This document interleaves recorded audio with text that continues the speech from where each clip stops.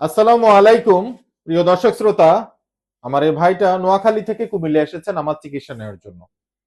তিনি দীর্ঘদিন যাবৎ দ্রুত বীর্যপাত এবং লিঙ্গের উত্থানজনিত সমস্যা ফেস করছিলেন। আমি ওনার লিঙ্গের আল্ট্রাসোনোগ্রাম করে খুঁজতে পেলাম যে ওনার লিঙ্গের অনেক জায়গাতে অনেক ক্ষতিগ্রস্ত টিস্যু আছে এবং লিঙ্গের অনেক জায়গাতে রক্ত প্রবাহের পরিমাণটা অনেক কমে গিয়েছে।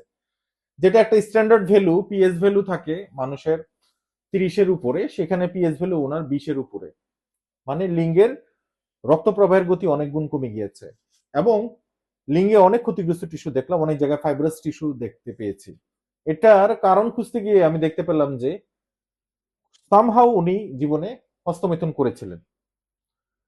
এছাড়াও শুধুমাত্র হস্তমৈথুন ছাড়াও লিঙ্গের অনেকভাবে ক্ষতি করা যায়। যেমন অনেকেই, আমি জানি যে বিছানায়, তারপরে বালিশে লিঙ্গের উপরে অত্যাচার শুরু করে, যার কারণে আসলে সাময়িক হয়তো কিছু আনন্দ পায়, কিন্তু ভবিষ্যতে তিনি এর কারণে দ্রুত বীর্যপাত এবং লিঙ্গের উত্থানজনিত সমস্যা ফেস করে।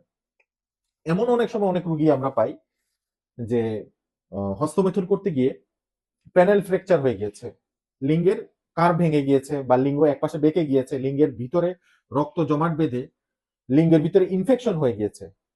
তো এই সমস্ত খারাপ সমস্যায় যদি আপনি না পড়তে চান, তাহলে আপনারা এই হস্তমৈথুন বা অন্যান্য বিকৃত উপায়ে যৌন আচরণ থেকে দূরে থাকবেন।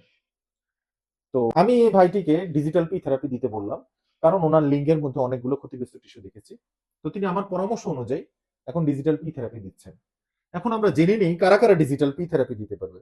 যারা দীর্ঘদিন যাবত দ্রুত বীর্যপাত এবং লিঙ্গের উত্থানজনিত সমস্যা ফেস করছেন, যারা অতিরিক্ত হস্তমৈথুন করে লিঙ্গের অবস্থা করুণ করে ফেলেছেন এবং যাদের বয়সজনিত কারণে যৌন আকাঙ্ক্ষা কমে গিয়েছে, তারা ডিজিটাল পি থেরাপি দিতে পারবে। এই থেরাপির কোনো পার্শ্ব প্রতিক্রিয়া নেই, নিশ্চিন্তে এই থেরাপি যে কেউ দিতে পারবে। আলহামদুলিল্লাহ, আমাদের এখানে আমি যতজনকে ডিজিটাল পি থেরাপি দিই, তাদের প্রায় সকলেই তাদের কাঙ্ক্ষিত ফলাফল পেয়েছে। এজন্য মহান আল্লাহ পাকের কাছে আমি সবসময় শুকরিয়া আদায় করি। ধন্যবাদ সকলকে। আসসালামু আলাইকুম।